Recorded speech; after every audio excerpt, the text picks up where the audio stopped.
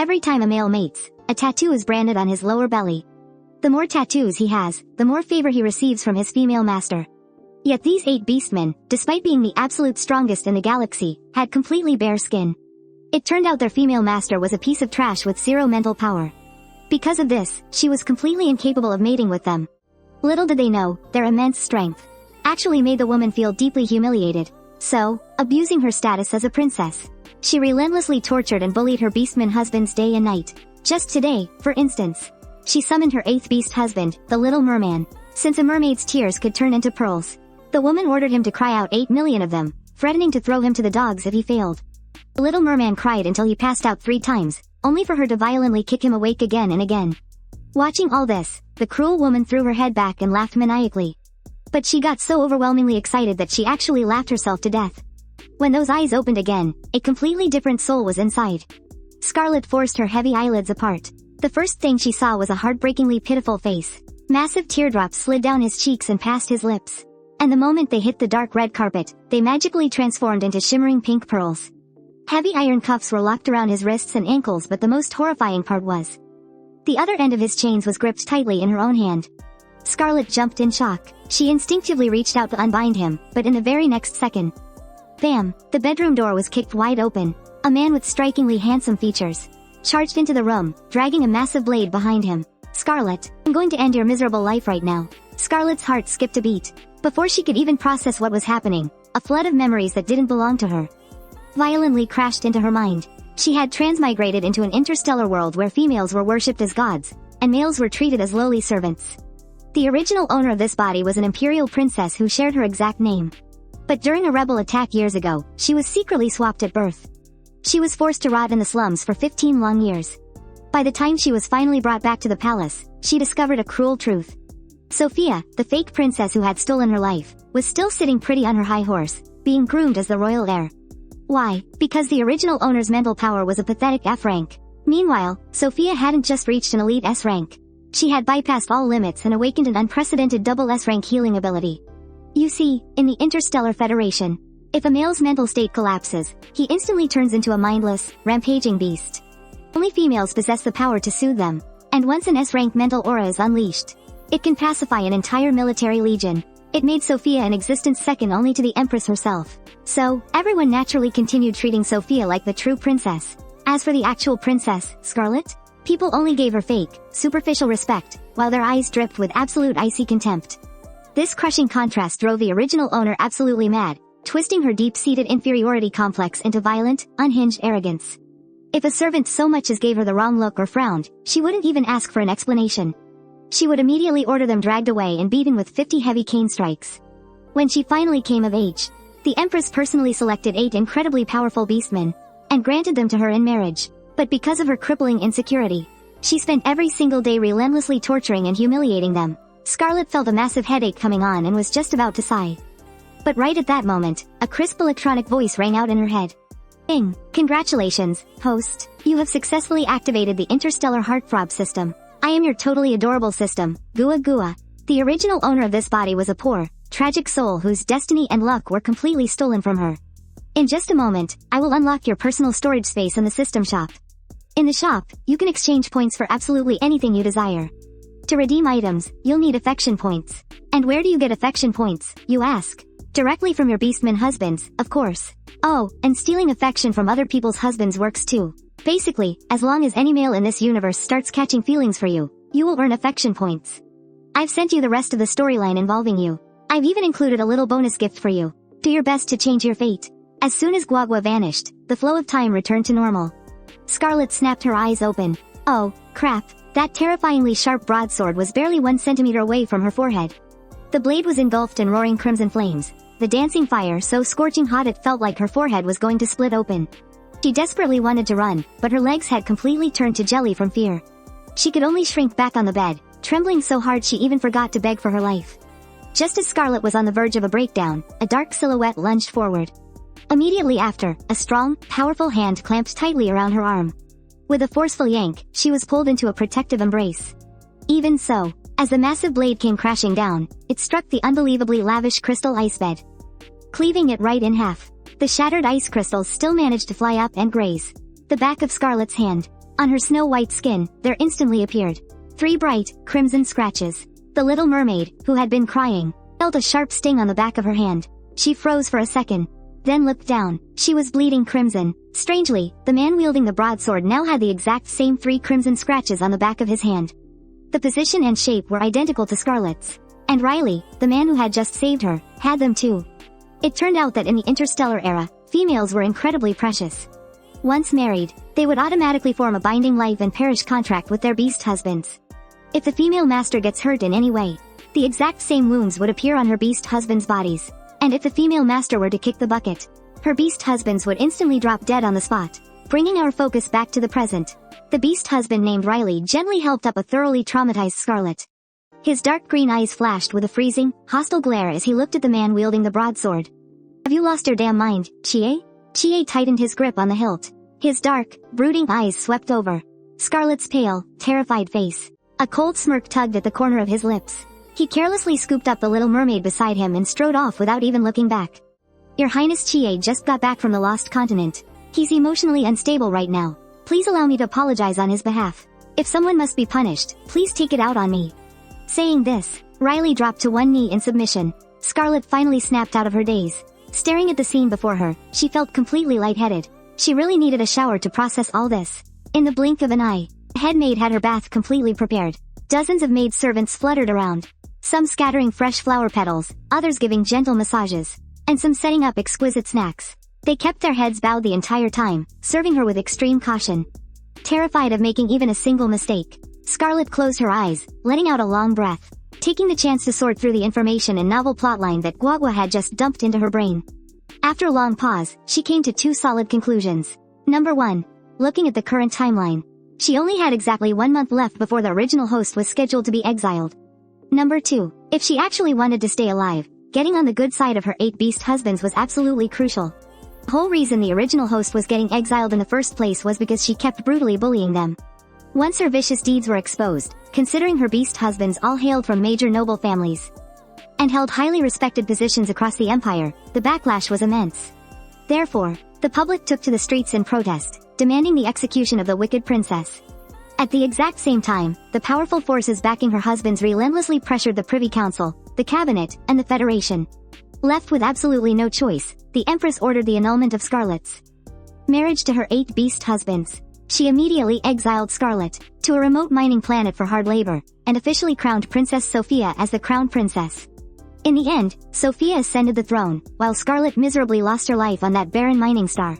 Scarlett was deeply lost in these thoughts when a soft, timid voice suddenly called out to her. Your Highness, her maid, Lilia, was kneeling nervously by the edge of the bathing pool. She was carefully holding a glass of freshly squeezed juice. Your Highness, the medicinal wine is finally ready. Should I send it over for Major Zico to try right now? Scarlett took the juice, pausing for a moment before looking up at Lilia. Confused by the question, Scarlett's brows furrowed slightly. Wine? Major Zico? Then it hit her. Major Zico was the original owner's 3rd beast husband.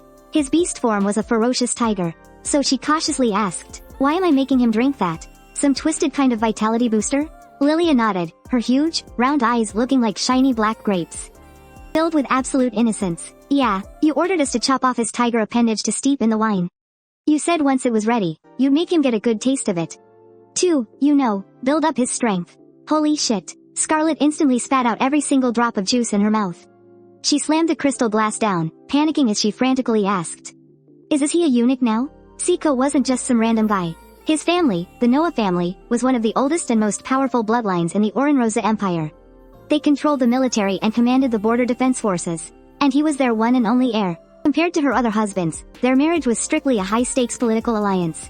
If she actually turned Zico into a eunuch, she was totally screwed. Scarlett's vision went completely black. She just wanted to pass out and die right then and there. Meanwhile, Lilia had no idea what the word eunuch meant. She tilted her head, asking curiously, Your Highness, what's a eunuch? Does getting a piece of your tail chopped off make you a eunuch? If so, I guess Perry is a eunuch too. Perry was one of Lilia's beast husbands, who happened to be a lizard. He dropped his tail once or twice a year just to practice his survival skills. Hearing this, Scarlett's eyes snapped wide open. His tail? She immediately scoured through the original owner's memories. Oh my god, this world didn't even have the concept of medicinal tiger wine. The original owner had just dug up some random ancient book from who knows where. She saw a recipe for making this whip wine, and decided to use it as a sick way to torture Zico. But in her mind, whip meant his actual tail, not, well, you know that. Oh, thank God. It wasn't a crime worthy of the death penalty. Breathing a huge sigh of relief, Scarlett urgently ordered Lilia, "Get rid of that wine immediately. Throw it as far away as humanly possible. Then, have someone bring Zico, Sylvia, and Chie to me." Riley went to the medical room for treatment. These were all the original owner's beast husbands. Years of endless torture had left them absolutely covered in wounds. There wasn't a single patch of intact skin left on their bodies. The interstellar world had a unique marriage system, designed purely to protect females from any harm. Even when these beast husbands were tortured black and blue, they didn't dare to fight back. But deep down, they absolutely loathed this vicious female. The moment Scarlett lost the Empress's protection, they would reveal their true colors. And pay her back double for all the suffering they endured. Just thinking about that scene. Terrifying. So, to keep herself from suffering a horrible fate later, she needed to clear her name, right now. She had to get to work without wasting a single second. One night passed. The incredibly adaptable Scarlett had completely adjusted to her new identity. She took a deep breath and tapped the white bracelet on her wrist. Immediately, a semi-transparent holographic screen popped up in front of her. It was filled with all sorts of information about Scarlett. She opened her spouse directory and started reading. Her first beast husband, Mothing, was a captain in the 16th Legion. His beast form was a Black Panther. Her second beast husband, Riley, was a member of Parliament. His beast form was a white wolf. Her third beast husband, Jekko, was a major in the 14th Legion. His beast form was a white tiger. Her fourth beast husband, Kai Yi, was the captain of the Empire's 9th Royal Guard. His beast form was a nine-tailed fox. Her fifth beast husband, Holtus, was the commander of the 7th Fleet. His beast form was a snake. Her sixth beast husband, Ashley, was a researcher at the 403 Potion Institute. His beast form was an elk. Her seventh beast husband, Brian, was a prince from planet Cassinia. His beast form was a white crane. And her eighth beast husband, Xavier, was a prince from planet Alga. His beast form was a merman. After taking all that in, she started thinking. Ever since the original owner got married, she had lived in her own exclusive palace. Naturally, her beast husbands all lived here with her. Her first husband, Mothing, and her fifth husband, Holtus, were currently on another planet participating in military exercises. They wouldn't be back for 10 days. Her sixth husband, Ashley, practically lived at the research institute all year round, only coming home 3 times a month. Her seventh husband, Brian, had returned to his home planet, and hadn't mentioned when he'd be back. So, right now, the only ones left were Jekko, Riley, Kai Yi, and Xavier. And as luck would have it, they were all in the medical room. Scarlett could visit them all at once. That afternoon, Scarlett ordered her maids to prepare a few plates of exquisite pastries to bring along. She pushed open the door to the medical room. The medical pods were lined up in a neat row.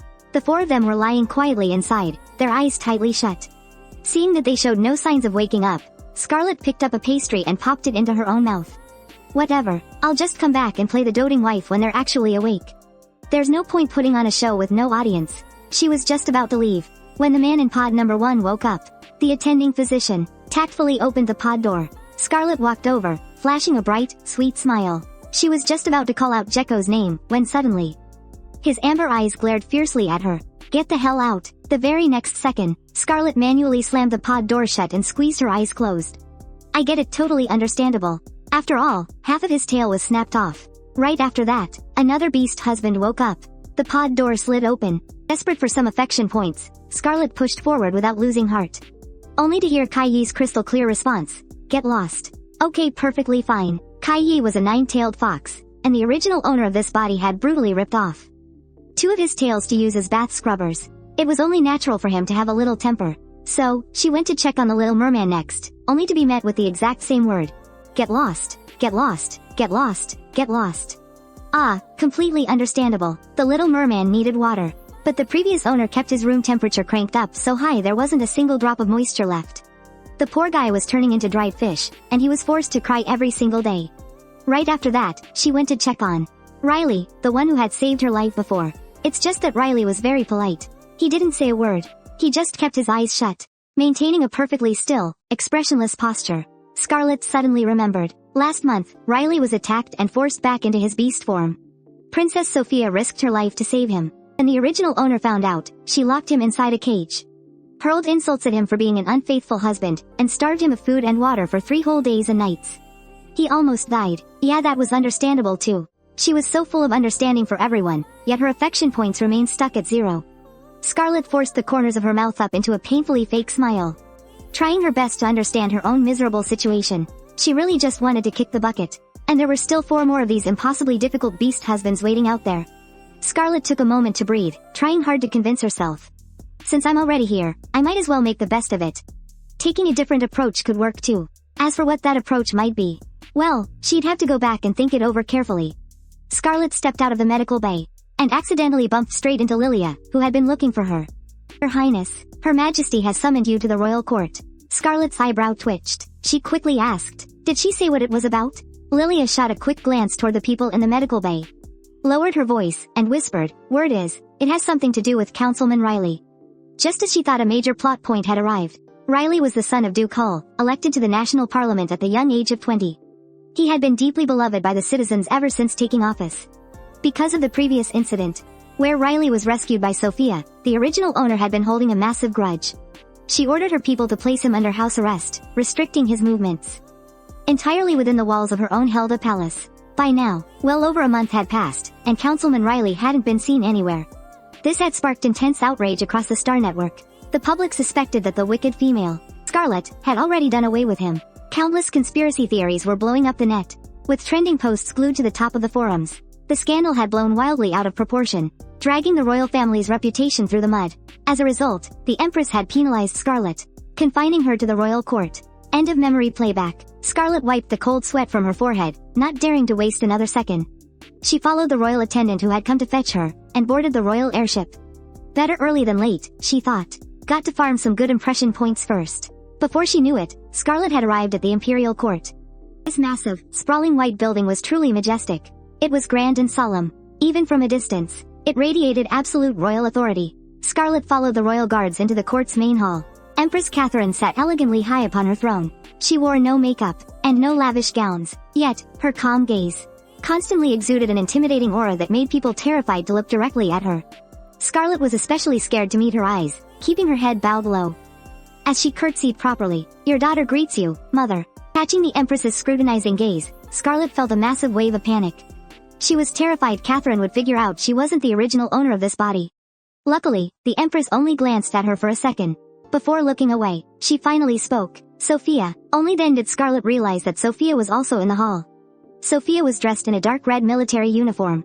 Her commanding, fierce presence was actually strikingly similar to the Empress. She looked way more like Catherine's biological daughter than Scarlett did. The Empress's favoritism toward Sophia was blatantly obvious, even knowing Sophia wasn't her own flesh and blood, and might even be connected to her real daughter ending up in the slums. She still doted on her just the same. At not even 20 years old, she was personally appointed by the Empress as the sector executive of Planet Scano, completely in charge of military strategy and foreign affairs. No wonder the original Scarlett felt so bitter. Wasn't this just bluntly telling everyone who the Empire's next heir would be? If it were anyone else, fine. But it just had to be her, the daughter of the exact person who caused her to rot in the slums. How could anyone forgive that? Before Scarlett could dwell on it any further, Catherine, sitting high above, called her name. I called you both here today because there is an urgent matter we need to discuss. Recently, a severe plague broke out in Polar City. Countless people have fallen ill or died. What are your thoughts on this? The Empress would occasionally bring Scarlett along when discussing state affairs. Maybe she genuinely wanted to guide her daughter. But the original Scarlett, who had completely given up on herself, knew absolutely nothing about politics and refused to learn, always just brushing things off. While Scarlett was still hesitating, Sophia confidently chimed in with an answer. Your Majesty, Polar City is located at the border, and its transport links are isolated. It can only be reached by train. This is actually a good thing, meaning the plague will not spread too fast. I humbly suggest we lock down the city immediately, and evacuate the surrounding residents, enforcing a strict entry-only policy. Then, we dispatch medical personnel from neighboring cities to treat the infected. We absolutely do not lift the lockdown until everyone is fully cured. Catherine narrowed her eyes slightly, then asked how they should handle the supplies and medical equipment. Sophia continued to answer the questions in a highly organized and flawless manner. Hearing this, Catherine slowly opened her half-closed eyes and offered a highly approving smile. That is a solid plan. But the very next second, Catherine turned her sharp gaze to Scarlett. And you? Scarlett froze. The original owner knew nothing. And the current Scarlett, who only inherited those memories, was just as clueless. Her mind was spinning the entire time, but since Sophia was making such perfect sense, And the Empress agreed. She naturally just played along. Princess Sophia is absolutely right. Catherine had no expectations for Scarlett, and was fully prepared for her to have no answer. But upon hearing this response, a trace of faint suspicion rippled across Catherine's face. She looked at Scarlett, her gaze filled with heavy scrutiny. After a few seconds of silence, she turned to Sophia. Sophia, I leave this entirely in your hands. Handle it your way. You may step down. After Sophia left, only Scarlett remained in the center of the hall. Catherine once again fixed her gaze on Scarlett's face. Her brows furrowed slightly, as she demanded in a deep, authoritative voice, Scarlett, do you know what you did wrong? Here it comes. The Empress's judgment was finally here. Scarlett quickly put on a meek act and replied, I know my wrongs, mother. Catherine was stunned for a moment. Scarlett had always been sullen and stubborn. Even when she was in the wrong, she would never apologize so easily. She would usually resort to sarcastic remarks and argue to the bitter end, only backing down when she had absolutely no excuses left. For her to be so agreeable today, it was quite out of Catherine's expectations. The Empress raised an eyebrow slightly, let out a noncommittal, oh, and continued to ask, and exactly what did you do wrong? Scarlett nodded obediently. I was wrong for not posting on the Star Network a photo of Riley, which gave them the perfect chance to spread rumors about me and bring shame to the royal family. Seeing Catherine's stern expression soften just a little, Scarlett continued, Mother, I admit I am petty. I just hate seeing my beast husband having too much contact with other females. At this point, Scarlett choked back a little sob. Princess Sophia soothed my beast husband without my permission. I felt so humiliated, punishing my own beast husband. Was I not supposed to? A beast husband who belongs exclusively to his master should never accept soothing from another female. That is a direct insult to his female master. Sophia knew this perfectly well, yet she still soothed him in front of everyone. That would be a massive humiliation for any female, let alone a princess of the empire. After hearing her out, Catherine's expression remained entirely indifferent. She gave Scarlett a sharp glance, completely ignoring her teary, red eyes, and said coldly, Scarlett, you are only an F-class female. You cannot soothe your own beast husband. If Sophia hadn't stepped in, Riley would have died. If this were the past, the original Scarlett would have heard this and walked away, completely crushed. Yes, she was an F-class female. But then why did the high and mighty Empress, knowing full well she couldn't soothe them, arrange marriages with these high-class males for her? Just to sit back and watch her become a laughingstock? Well, the Scarlett standing here today wasn't going to have it. She remained perfectly calm and pushed back. Your Majesty, with all due respect, you are mistaken. The place where Riley got hurt isn't far from the Imperial Palace. The Royal Medical Institute is right nearby. It's just a short walk away. The medicine at the institute is all developed by top-tier research labs. Although it can't compare to a female's soothing touch, it can still temporarily stabilize a male's collapsing mental sea. He doesn't need a female's soothing at all. Otherwise, with so many mateless males in the Empire, how would they even survive? Wouldn't you agree, Your Majesty? Insolent, Catherine slammed her palm down onto Jade Dragon head of the throne. The overwhelming pressure of an SSS rank female, once unleashed, could easily destroy the entire Imperial Palace. Catherine reined in most of her aura, but even so, she still snapped the dragon head clean off the throne. The Jade Dragon head, a symbol of royal majesty, tumbled down the steps, rolling all the way down until it stopped right at Scarlett's feet. Scarlett's eyes widened in shock the moment she saw it. She belatedly realized that her last remark had been way too arrogant and completely provoked the Empress. Oh no, I'm doomed. Now I have another terrifying person to deal with. I haven't even finished appeasing the four back home yet. Scarlett trembled, breaking out in a cold sweat. Just as she hesitated whether to drop to her knees and beg for mercy, a voice came from above. The Empress's sharp, demanding voice rang out. Scarlett, you act so insanely jealous. Is it because you actually like your beast husbands? Or is it because you loathe them? This was a deadly trap of a question. The original owner had answered that she loathed them, and was thrown right into solitary confinement. Because those beast husbands were bestowed by the Empress herself. Hating them meant hating the Empress. To the absolute authority of the crown, that was outright treason. But if she said she liked them, she'd be lying to the sovereign. Even though Scarlett lived in her own private mansion, the Empress's spies were planted everywhere. Her every word, her every move, everything happened right under the Empress's nose. She couldn't fake a single thing. The original owner's daily abuse of her beast husbands had already been a silent act of defiance. She couldn't make this conflict any worse right now. I need to come up with a flawless answer. Scarlett racked her brain, then fell to her knees and answered. I didn't like them at first. But now I do. Catherine said absolutely nothing, her dark, piercing eyes locked onto her. Scarlett didn't dare to look up, but she could heavily feel the hostility in the Empress's glare. She bit her lip and decided to take a massive gamble. Taking a deep breath, she spoke. Your Majesty, after I got married I truly resented you. I didn't understand why you forced them onto me. They were too strong, so intimidatingly strong that I despised them. But later, I slowly began to understand you did it for my own good. They are fierce warriors, unmatched in both character and looks. They've achieved great things in every corner of the empire. They are incredibly rare talents. You felt sorry for your utterly useless daughter, so you gave them to me for my own protection. Once I finally understood your painstaking devotion, I became absolutely terrified of someone snatching them away from me. That's why I locked them up so no one else could see them. I wanted to keep them all to myself. I hated them, but I also loved them. I was wrong. Please forgive me, Mother Empress. The original owner's Beastmen husbands hailed from the major noble families. If you looked closely at the ties, they were all essentially political marriages. The better the original owner's relationship with them, the tighter the bond between the royal family and those powerful houses. If Scarlett could just turn back from her mistakes, she might actually resolve the current crisis. After Catherine listened to Scarlett's plea, she didn't speak right away. She sat high upon her throne, her icy gaze lingering and sweeping over Scarlett. After a long moment, she narrowed her eyes and spoke in a chilling tone. Scarlett, regarding the incident on the Star Network, I am leaving it in your hands. If you fail to handle it well, do not blame me for being ruthless. It wasn't until she stepped out of the royal court that Scarlett finally let out a massive sigh of relief. Phew, I'm safe. I wasn't put under house arrest. She looked up, and without warning, locked eyes with Sophia. Sophia was standing right in the sunlight, her tall figure boasting a perfectly straight posture. The brim of her military cap shadowed the upper half of her face, while her tight jawline carried that innate, arrogant pride of a princess. Sophia walked right up to her, took off her cap, and bowed her head in greeting. Your Highness, she greeted respectfully. Scarlett wasn't the least bit surprised by Sophia approaching her. The original owner had absolutely hated Sophia, and had constantly tripped her up, doing everything to make her life miserable. Yet, Sophia had always chosen to completely ignore those malicious acts. No matter the circumstances, she still respectfully addressed Scarlett as Your Highness. Perhaps influenced by the original owner's lingering emotions, Scarlett found herself disliking Sophia too. She flashed a polite smile, calmly accepting Sophia's bow. She turned to leave, but suddenly heard Sophia whisper, Your Highness, if you don't care for Riley, how about giving him to me? Her voice was incredibly quiet, meant only for the two of them to hear. Even though Sophia always brushed off the original owner's bullying, she loved to drop verbal provocations whenever they were completely alone, driving the original owner into a raging fury, which only led to more endless, foolish cruelty. Sophia seemed to know exactly where the original owner's soft spots were, always hitting the bullseye with a single strike. Scarlett was growing more and more suspicious that Sophia was the very person who had stolen the original owner's destiny. She raised an eyebrow and shot a glare right back at Sophia.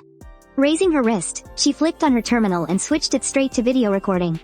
Pointing the lens right at Sophia, she deliberately raised her voice and asked, What was that? I didn't quite catch what you just said. Sophia's brow twitched ever so slightly, and a faint smile tugged at the corners of her lips. She turned and walked away without looking back. Half an hour later, back at the Helda Palace, Scarlett now had a brand new mission on her plate. She had to fix the public outrage on the Star Network. Honestly, it wasn't that hard. All she had to do was shoot a few videos proving Riley was still alive, and upload them straight to the net. The rumors died down on their own, but this whole mess ended up dragging in her other beast husbands. The ugly truth about how that vicious female, Scarlett, abused her husbands was starting to come to light. The more people dug, the more dirt they found. Countless terrible deeds were exposed for all to see. It basically sealed the original owner's fate of exile. Scarlett pondered for a moment, and came up with a great idea. She could use the public backlash to win over these beast husbands. Later that evening, Scarlett sat elegantly at the head of the dining table. Before long, Riley, Chie, Jekko, and Sevia took their seats, one by one. They all looked like they were attending a funeral, but damn, they were incredibly handsome. Scarlett felt like she could eat a few extra bowls of rice just looking at them. They settled at the table, staring at her with total apathy. Scarlett picked up her water glass, took a sip, and said with a gentle smile, Let's eat. But no one moved a muscle. Ever since they got married, the original owner had never allowed her husbands to sit at the same table. She usually just threw a dog bowl full of cheap food and nutrient paste on the floor, forcing them to shift into their beast forms and eat off the ground. She did it just to humiliate them. Had they ever eaten at the table before? Just once, and when the silver cloches were lifted, the food on their plates was their own kind, dripping in blood-red ketchup. This time, they had no idea what sick, twisted game she had dreamed up to torture them. Staring at the silver covers, they felt so sick to their stomachs that they couldn't even reach for their forks. Scarlett, do you really get a kick out of this? Just end me, or divorce me. I'm your husband, not your damn toy. The young merman, Sevia, was the first to snap. He had come into this marriage so full of hope. He even gave up his title as a prince just to marry her. And what did he get? Nothing but her endless, cruel abuse. If he could, he would have dragged her straight to hell with him. Faced with Sevia's furious shouting, Scarlett couldn't say a single word to defend herself. The damage was already done, and she couldn't change the past. All she could do was try to make it right. Well, since no one has an appetite, I might as well make my announcement first. The next second, Scarlett tapped her glass with a silver fork. Trying to sound casual, she said, "Today, I took a trip to the royal palace, and had a little chat with my mother, the queen, about you guys. Look, I know none of you like me. You probably despise me. Secretly, you probably wish I was dead." Scarlett looked at their faces, one by one. Some looked shocked, some looked away, some were icy cold, and some were perfectly calm. Taking in all their reactions, Scarlett continued, "So, I told the queen I want to divorce all of you." Really? The moment he heard the word, divorce, Sevia completely lit up. He had been losing his mind wanting a way out, but under interstellar marriage laws, males had zero right to file for divorce. Their fate was entirely in the hands of their female masters. He had begged Scarlett before, but she only tortured him twice as hard for it. Scarlett looked at Sevia and said with absolute certainty, "Of course," but in her mind, she was thinking, "Yeah, right, like I'd actually get a divorce. It's just a stalling tactic." The original owner's tragic ending is burned into my memory. If I don't divorce them, I just have 8 enemies. But if I do, that's just handing those enemies a loaded gun. I just need a breakthrough. A way to change their minds about me so I can finally win them over. But, she continued, the Empress made it clear. Interstellar marriage laws are incredibly strict. If we divorce, you all leave with absolutely nothing. Before Scarlett could even finish her sentence, Jekko finally spoke up. Fine. Money meant nothing to him. Freedom and dignity were far more important. Unfazed, she went on. Your income for the next 50 years goes to me, too. And you can never marry another female for the rest of your lives. Chie let out a cold laugh. Ridiculous. After being married to you once, who the hell would ever want to do it again? He had never wanted to get married in the first place. If the Empress hadn't decreed it and his family hadn't forced him, he'd be out exploring the vast reaches of the galaxy. Never marrying again was actually perfect. His family wouldn't have any excuse to force him into an arranged marriage with another female. Sevia, meanwhile, was getting impatient. I don't even need to think about it. I'll sign the papers right now. Scarlett shot him a sharp glare. Don't interrupt me. Sevia pressed his lips together in anger, his cheeks puffing out with sheer frustration. They can say whatever they want, so why can't I? Scarlett reached over and pinched his cheek. Because you're the easiest target, obviously, she teased with a grin. Scarlett, Sevia shot to his feet, absolutely furious. Scarlett just burst out laughing. Alright, back to business. If you want a divorce, you're going to hear me out. The Empress has given me a 3-month cooling off period for the divorce. If 3 months pass and I still want out, she'll officially dissolve our marriage. Look, I've had my fun. This past year, for the next 3 months, we play nice and keep the peace. The second those 3 months are up, we sign the papers. But, during this time, you have to help me clear up all the terrible rumors about me on the Star Network. Otherwise, I reserve the right to cancel the divorce. Scarlett picked up her knife and fork, meeting each of their eyes. With a tone of absolute authority, she commanded, if you agree, start eating. If you don't, go back to drinking your nutrient paste and report to my bedroom tonight. No one really cared about the first threat, but the second one was downright terrifying. Without a second thought, they whipped the covers off their plates. The rich aroma of real food wafted through the air, instantly making their mouths water and their stomachs rumble. It was actual food, not some ketchup-drenched remains of their comrades. Sevia couldn't believe his eyes. He fully expected to find. He felt like a live fish being skinned and gutted. He had completely forgotten the last time he actually ate, or even how long it had been. For the past year, Scarlett had given him nothing but nutrient pastes. And the worst tasting kind, at that. God knows how agonizing it was for him to swallow that garbage every time. You see, Sevia was different from the others. He didn't have a job. And as an alien, he was forced to just stay cooped up in the palace day after day. He couldn't even communicate with the outside world. So, seeing real food again, his eyes instantly welled up with tears. He took a massive bite. It was real actual, piping hot food. It's so good a single pearl dropped onto his plate. As if telepathically linked, the other 3 men turned to glare at Scarlett in unison. Scarlett let out an awkward laugh, frantically waving her hands in defense. Hey, I wasn't the one who made him cry this time. After dinner, Scarlett, wanting to prove she was done being the villain, assigned them brand new rooms. They no longer had to curl up and shiver in that dark, cramped basement. Sevia's room came with a massive swimming pool, and he could adjust the temperature and humidity however he liked. He wasn't under Scarlett's control anymore. Overwhelmed with emotion, the corners of his eyes turned red. And he couldn't stop shedding little pearls. Without a second thought, he dove straight into the pool. His beautiful, silver tail instantly unfurled in the water. Every single scale shimmered brilliantly. It was only then that Scarlett realized Sevia's beast form was over 3 meters long. That massive tail swayed gracefully underwater, stirring up endless ripples on the surface. Thank God this pool was big enough. Otherwise Sevia wouldn't even be able to stretch out. And honestly, Sevia was even more breathtaking as a merman. With his rosy lips and striking features, his skin was as translucent as jade, and those deep blue eyes were like the vast ocean. So profound and mesmerizing. But quickly, she shifted her focus back to the others. Designing the rooms for the other 3 was a real headache. I mean, a tiger, a white wolf, and a 9-tailed fox? They didn't exactly have any obvious preferences. So, Scarlett decided to start with the food. She tossed a few live chickens into Riley's room, and tossed those 2 tails in there for good measure. As for the vibe, she gave them mountains, rivers, and a forest. 100% pure wilderness. Scarlett was pretty damn proud of her design, certain they'd love it. She smiled warmly as she watched them step inside. But less than a second later she heard 3 furious, through gritted teeth roars of her name. Scarlett whipped around and bolted. Nope, I'm out of here. She scurried back to her bedroom, excitedly opening up her system shop. Affection level 0? Scarlett's face instantly darkened. What a bunch of cheapskates. I've been so nice to them. Would it kill them to give me a little affection? Meanwhile, after Scarlett had run off, her beast husbands headed back down to the basement to pack up their things. They exchanged a knowing glance, and Sevia slowly closed his eyes. A soft, pale blue light began to glow right between his flawless brows. As he poured his spiritual energy into it, the light grew brighter and brighter, until it completely bathed the entire basement in its glow. Sevia opened his eyes. It's done, he whispered. His special ability was absolute domain. And within the range of this domain, they were completely untouchable, invulnerable to any weapon, fire, or magic. It could isolate any surveillance instruments, including the ones embedded in their brains. The neural chips linked to the mainframe. Do you guys actually believe what Scarlett said? Riley broke the silence first, his handsome face etched with an unspeakable exhaustion. Chie stayed silent for a few seconds, then let out a sudden laugh. She might be vicious, but she hasn't actually lied to us yet. Looks like you haven't lost quite enough of your tails yet, Jekko cut in coldly. Chie immediately shot him a death glare.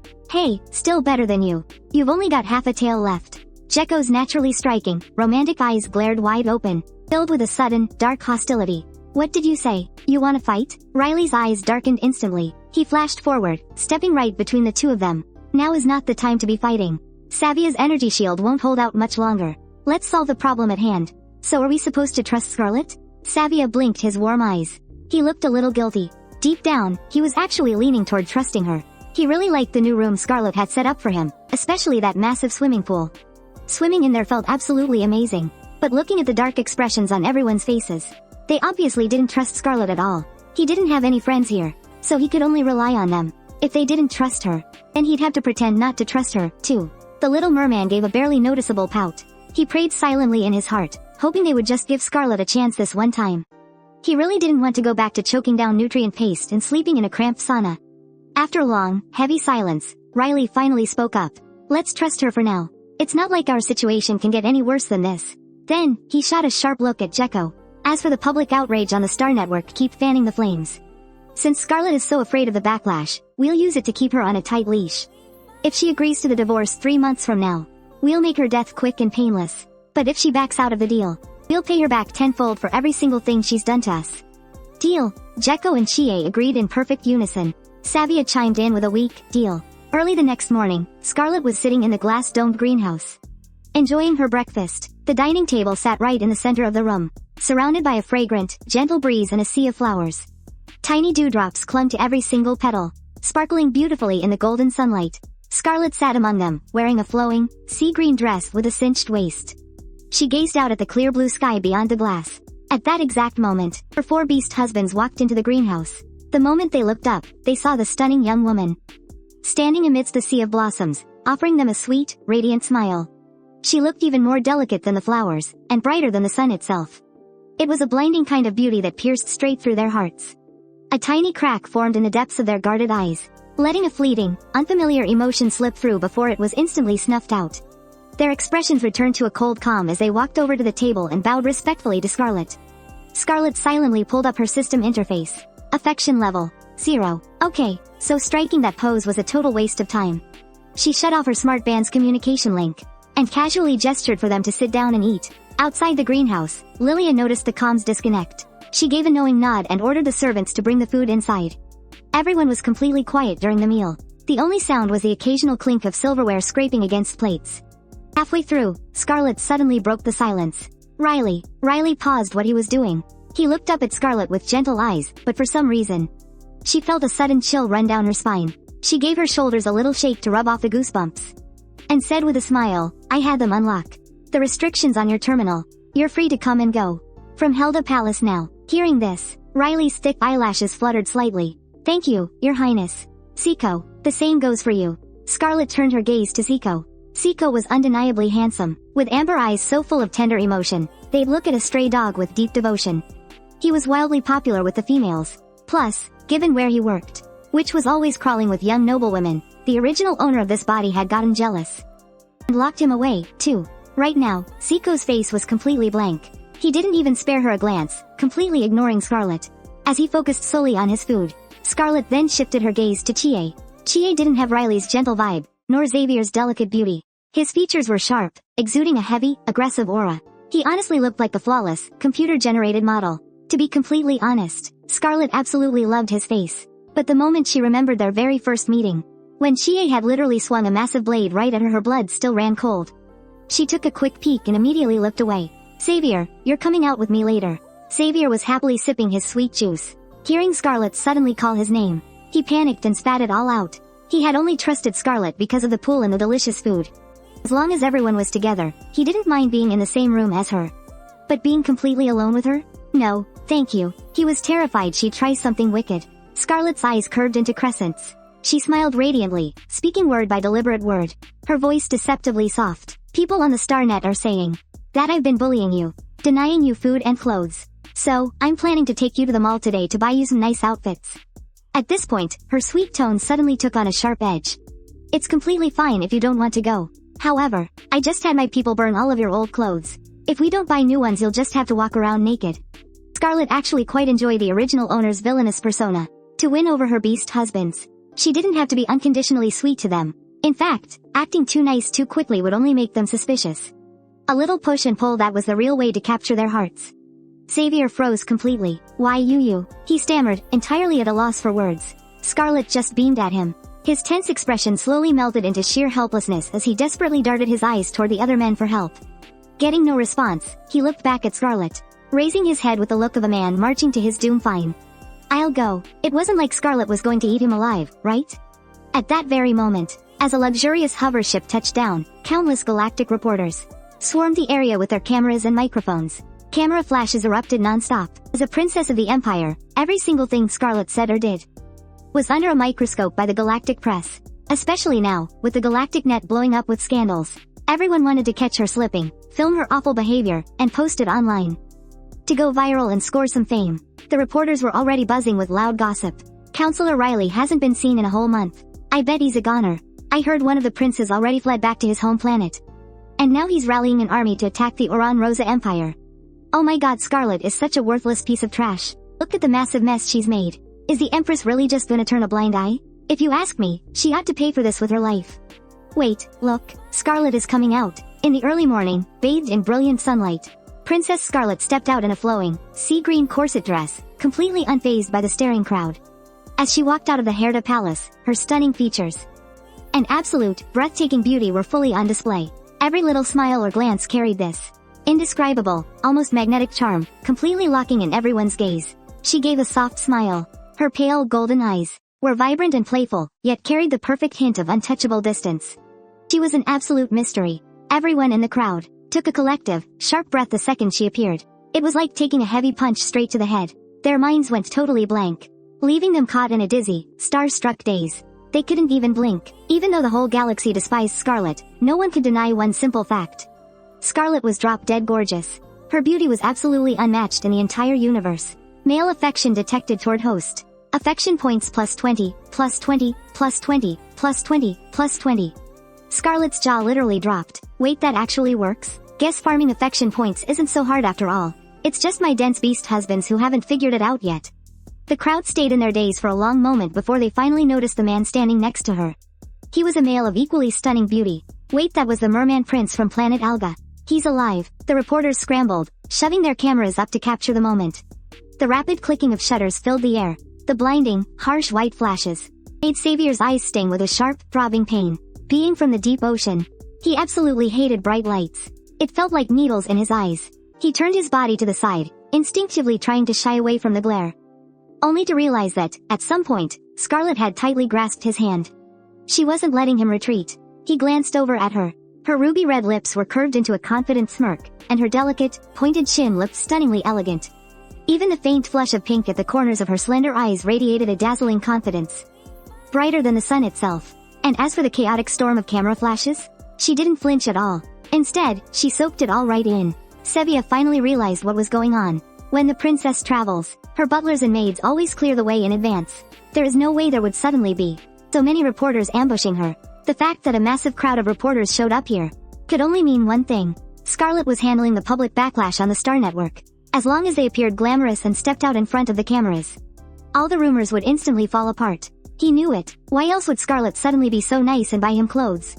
She was just using him. Sevilla already knew how vicious Scarlett could be, so he had not gotten his hopes up.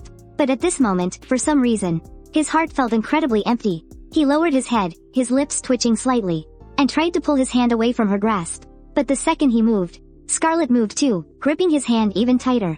His gaze dropped down, landing on her hand. Her fingers were so slender and soft, fair and delicate, intertwined completely with his own. It was painfully intimate, as if they had always been this close. A faint blush crept up Sevilla's face, and his heart started pounding like crazy. It felt like it was going to leap right out of his throat. He pressed his lips tightly together, too scared to even open his mouth, and called out Scarlett's name in a muffled voice. Scarlett figured this was enough of a show. She flashed a stunning smile over her shoulder. "Let's go." She led him aboard the hover ship. As they sat side by side, Sevilla's face was still burning red.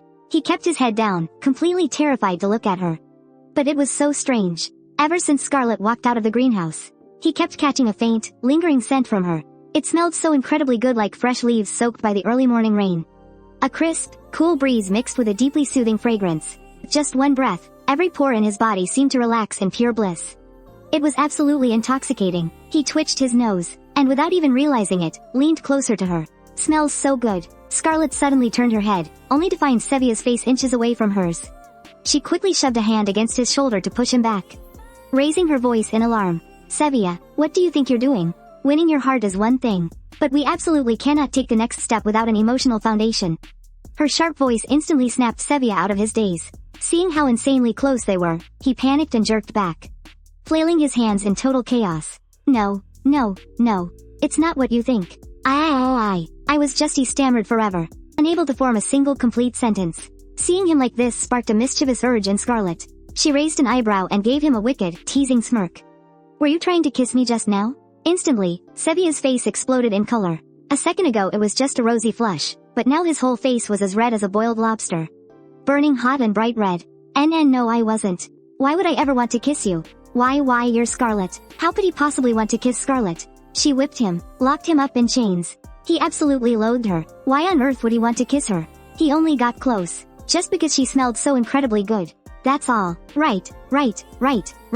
It was just the scent. Having found his excuse, Xavier immediately shot Scarlett a glare. "That scent on you is super weird. Did you spray some kind of love potion? Trying to seduce me into losing control?" In this world, if females want to level up their spiritual power, there are two ways. First, go to the Lost Continent to fight monsters and level up. Second, cuddle up to their beast husbands. Once a female and a male are mated, their spiritual powers become linked and shared. But all of this has to be entirely voluntary on the male's part. That's exactly why shady merchants on the interstellar dark web sell these kinds of love potions that make males completely lose their minds and submit. These potions are just like regular perfume. You just spray them on, and they're almost completely impossible to detect. Scarlett really did have a special scent on her. Guagua had given it to her. It was called some ancient pheromone, and it was ridiculously attractive to males. It could even instantly soothe their violent tempers. Guagua had sprayed it directly on her, without even giving her a chance to say no. But looking at how shy and flustered Xavier was just now, the effect was actually pretty great. She just didn't know if it would help increase his affection meter. Scarlett narrowed her eyes playfully, her smile growing wider and more wicked. Seeing Xavier wrapping his arms around his chest, glaring at her with wide eyes like she was some kind of terrifying monster, she felt a sudden urge to tease him. Rubbing her hands together, she put on a fake shy expression and crept toward him with an evil little, "Ha ha ha. Well, since you've already figured it out, I guess I won't hold back. Today, I'm going to have my way with you right here and level up my spiritual power." Hearing this, Xavier absolutely panicked. He bounced right out of his seat and scrambled over to the cabin door, desperately pounding on it. "Let me out. I want to get out of here. I don't want to go shopping anymore. I want to go home. I want Riley. Somebody save me. Help." Scarlett, deep down, was still a huge softie. Seeing the little merman starting to cry actual pearl tears, her heart instantly melted. She quickly tried to comfort him. "Oh, relax. If I had the good stuff, I'd obviously save it for Holst. Why would I ever waste it on you? Don't flatter yourself, sweetheart." Holst was Scarlett's absolute strongest beast husband. His spiritual power was rank triple S, while the little merman was only a rank A. Using it on him really would be a massive waste. When Xavier thought about it that way, it suddenly made perfect sense. He instantly stopped crying, though his eyes were still full of caution. He gave a little sniff, and sat as far away from Scarlett as physically possible. With a cold scoff, he turned his head away, fixing his gaze stubbornly out the window. But as luck would have it, Scarlett's reflection was staring right back at him from the glass. She was tilting her head, resting her chin in her hand, the soft curves of her profile looking as breathtaking as a painting. Her neck was delicate and slender, elegant and regal, just like a swan. He closed his eyes, leaning back against his seat. He tried hard to recall all the terrible things Scarlett had done to him, using them to fight off the butterflies fluttering in his chest. 10 minutes later, the airship touched down on the roof of the Empire's largest shopping mall. Scarlett strolled into the royal shopping district. Dozens of Beastmen attendants waited on her hand and foot. Scarlett only needed to cast a single glance, and someone would immediately fetch exactly what caught her eye, presenting it to her while rambling on about its features and benefits. If she wanted to try something on, she didn't even have to go through the hassle of moving. The boutique had its own exclusive 8D virtual avatars. With just one quick scan of her body, it would instantly generate an identical, perfect clone of her. It would project exactly how the outfit looked on her, letting her view the fit from every possible angle.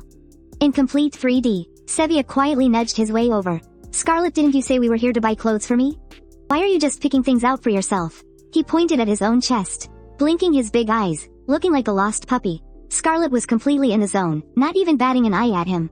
"Go pick something out, whatever catches your eye, just leave it at the counter. I'll pay for it all together later. You promised. You're paying, right?" Sevilla's face lit up with an excited grin. After double-checking that she was footing the bill, he dove straight into the menswear section. As Scarlett's beast mate, he didn't get the VIP treatment she did. He barely had any attendants. Only 2 in total, and he had to try the clothes on himself the old-fashioned way. But he didn't care. Males were naturally lower in status than females anyway. Having anyone wait on him at all was a rare luxury. Besides, he was going to take full advantage of her sudden stroke of generosity to score some nice outfits. He hadn't bought new clothes in over a year. In one breath, he scooped up over 100 pieces and marched into the fitting room. After tearing through them, he decided to keep all 100. Stepping back out, he shot a guilty glance at Scarlett over in the lounge area. Then sneakily quietly grabbed another 100 pieces to try on. Scarlett's grand shopping spree was pretty much exactly what Sevilla had guessed. Parade her mates around in public to crush those ridiculous rumors flying around the starnet, and then shop till she dropped.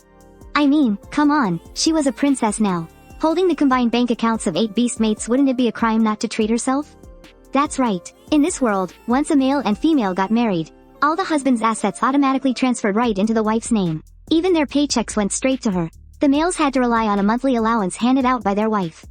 How much they got was entirely up to her mood. Right now, Scarlett had hundreds of millions of star coins sitting in her bank, making her quite the little billionaire.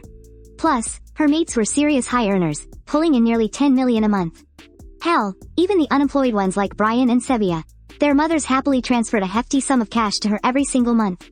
Scarlett remembered the affection points she'd earned right before heading out. She wanted to see what those 100 or so points could buy her. But the moment she opened the system store, her face completely darkened. She didn't have enough points. She couldn't afford a single thing. Scarlett took another look at her inventory space. It could be expanded. 100 points to expand it by 1 cubic millimeter? What a total scam. Even worse than those absolute rip-off shopping apps. But the planting area right next to her storage had unlocked. There was a perfect square of fertile soil. She could grow plants in there. Scarlett glanced over the description. A 100% survival rate for any plant? For the interstellar world, this was an absolutely massive deal. The soil conditions out here in space were incredibly harsh. They completely lacked the nitrogen, phosphorus, and potassium required for plants to actually grow. Trying to build a complete, functioning ecosystem was near impossible. Even a superpower like the Olan Rosa Empire only had 20 plant cultivation centers to its name. And even then, the lab-grown plants couldn't even compare to natural ones. They severely lacked nutrients and simply couldn't meet the needs of the human body. But what about her little patch of land? Could the plants grown here actually meet those standards? Scarlett was super curious. Conveniently enough, There was a greenhouse up on the 158th floor of the mall. She'd go check if they sold any seeds. After giving a few quick instructions to the Beastman serving her, Scarlett hopped on the light elevator and left. The moment she walked away, Sevilla just happened to step out of the fitting room.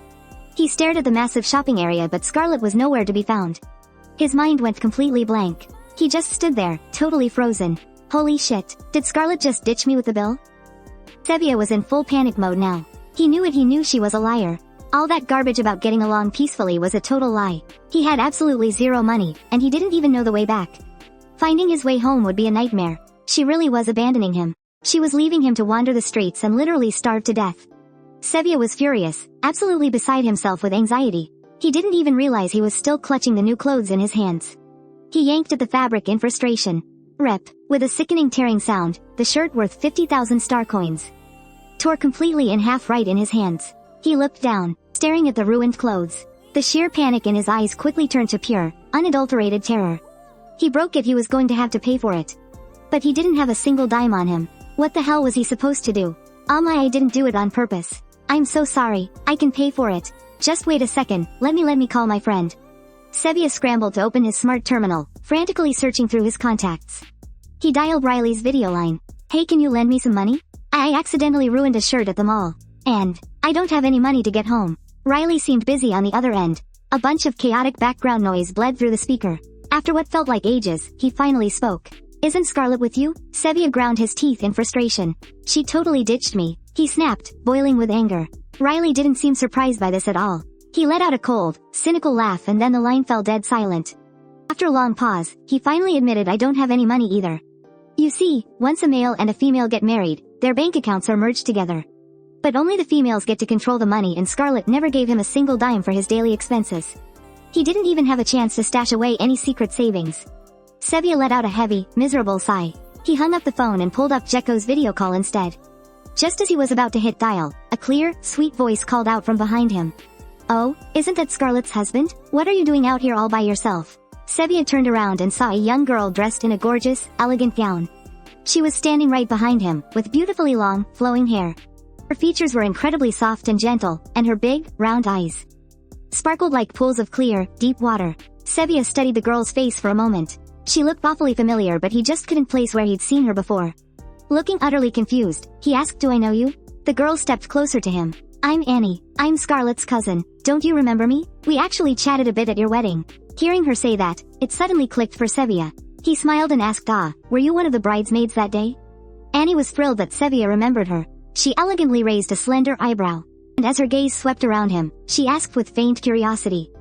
Where's my cousin? Isn't she with you? Sevilla pursed his lips. He desperately didn't want anyone to know that his own wife had just abandoned him.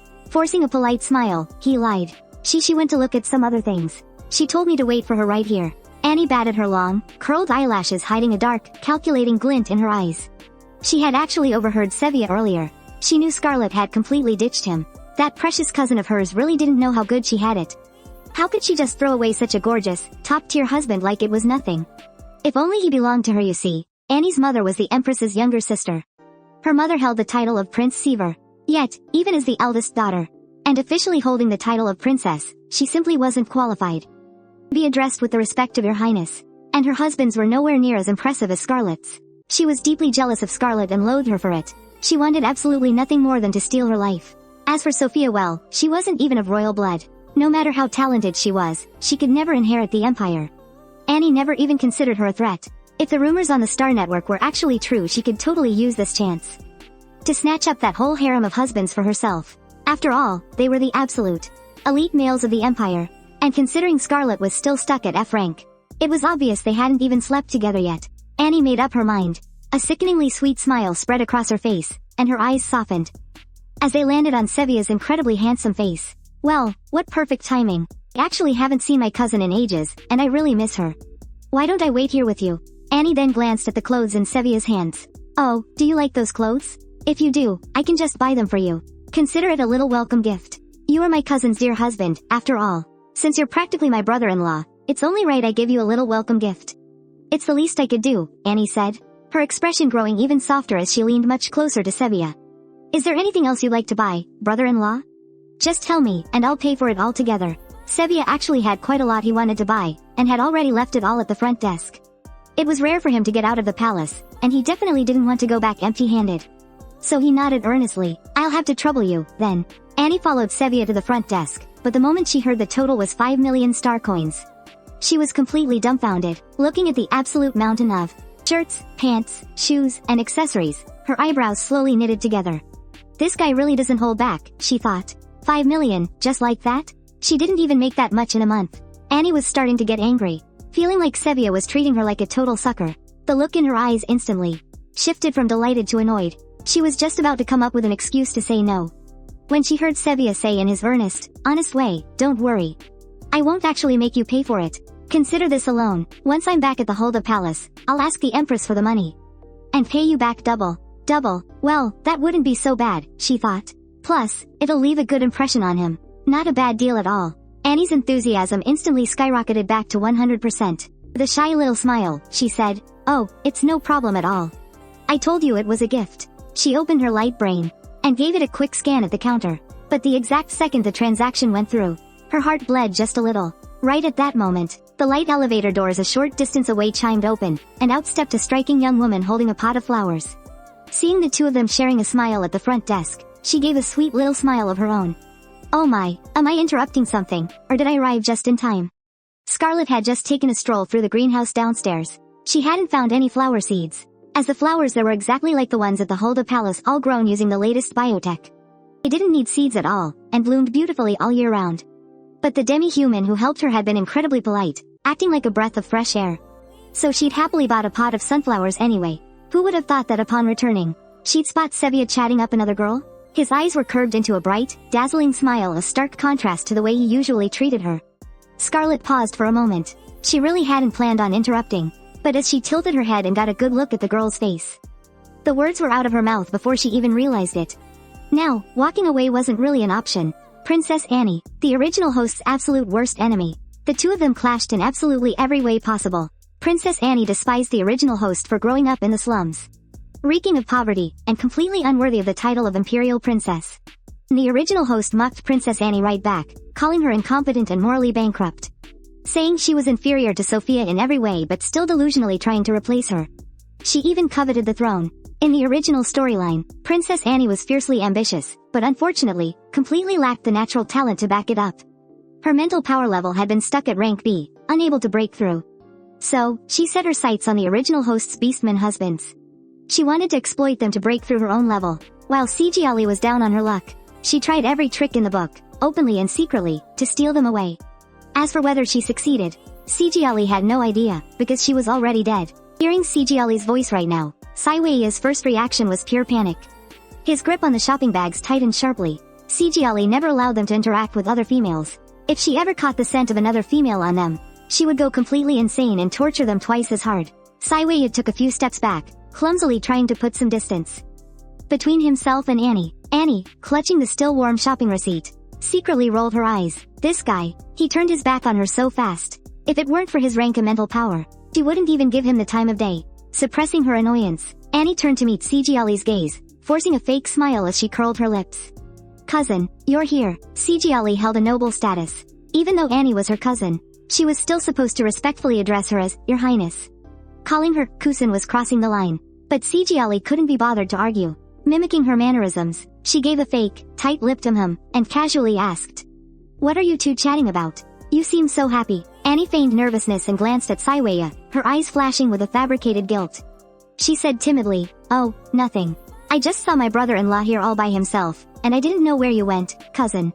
So I was just being nice and keeping him company. Cousin, you know this is the royal shopping district. Only members of the royal family are allowed here. If he was left here all alone, he would have been kicked out. Annie looked up, batting her innocent eyes. Cousin, you aren't mad at me, right? Without waiting for Scarlett's reply, she acted as if she just remembered something and said anxiously, Cousin, please don't be mad at him. I know you hate it when your Beastmen husbands talk to other females.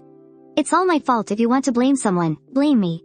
Please, don't punish them anymore. Besides, aside from being your husbands, they are vital talents to the empire. Any harm to them is a loss for the whole empire. Cousin, as a princess, you need to think about the empire and the POPLE. Annie practically shouted that last sentence, making sure everyone around them heard it. Even though the shopping center was divided into several major zones, interstellar reporters held a pretty high status. With a press pass, they could come and go as they pleased. This was a joint agreement between the Empire and the Federation. The Star Network spanned the entire galaxy, and it was the only place where commoners, nobles, and royalty could communicate without barriers. They needed people to speak up for justice on there. And on her way here, Annie had explicitly spotted a few interstellar reporters. With Scarlett's scandal blowing up the way it did, she was certain those reporters were lurking all around, waiting to snap up some first-hand gossip. Annie's tone was incredibly earnest, her voice soft and gentle, reaching an emotional peak. Glistening tears even welled up in the corners of her eyes, a perfect mix of heartache and pity. She was so incredibly understanding that even Scarlett felt a tiny bit moved watching her act. But that didn't stop her from letting out a yawn. Wow, beautifully said. Next time the Intergalactic Peace Conference is held, I'll definitely recommend to the Empress that you represent the Oranrosa Empire. How could Annie not catch the heavy sarcasm in Scarlett's words? Still, she maintained her smile, her expression entirely unchanged. Then I thank you kindly, cousin. Oh, don't mention it. Scarlett glanced down at the receipt in Annie's hand, taking it from her with a bright, cheerful smile. If anyone should be saying thanks, it's me. Eyeing as all these things must have cost you a pretty penny, huh? Do you even have enough left, sweet cousin? I mean, you really are way too reckless with your spending. I heard that your lovely beast husbands, because of that little incident with the Starfleet attack, were punished by Her Majesty, docked 3 whole years of their salary, and on top of that, they had to fund the entire Starfleet reconstruction. What was it, 300 million star coins? I heard they're frantically calling their families, begging for cash everywhere they can. So how could you? As she spoke, Scarlett brought a hand to her lips, her eyes brimming with absolute heartache. Oh, cousin, your family is struggling so much right now, barely making ends meet, and yet, you're still treating your big sister to such lavish gifts.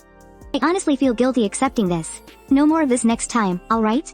Princess Annie's family being punished by Her Majesty, suffering a massive pay cut, and drowning in debt that was literally the #1 trending topic on the Star Web last week.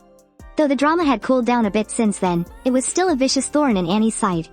Annie's breath hitched, her crimson lips pressing together until they turned a stark, furious white. She replied coldly, cousin, no matter how tight my finances are, I can certainly still afford a tiny expense like this. Oh, really? Scarlett raised a brow, flashing a brilliant smile. She grabbed a nearby diamond necklace worth 500,000 star coins and tossed it right in front of Annie. Then why don't you buy a little more? With her account balance sitting at a miserable 300,000 star coins, Annie was instantly struck speechless. But despite being utterly humiliated by Scarlett, Annie didn't just roll over and give up. She quickly locked onto a new angle of attack. She smiled sweetly, though a wicked, venomous glint flashed in her eyes. Her voice, however, remained sickly soft. Cousin, in just 1 month, it's the Empire's annual planetary resource competition. You skipped out on it last year. Will you be gracing us with your presence this time? The Oranrosa Empire governs 72 intergalactic resource planets. Every year, they hosted the resource competition as a way to push their citizens to strive for greatness. The grand champion of the tournament would earn exclusive 1-year usage rights to a specific resource planet. And these resources, they could be incredibly rich, totally barren, exceptionally rare, or absolutely essential. As for what exactly you'd win, you wouldn't find out until the very day of the competition. The rules of the competition are pretty simple. You enter as a family unit.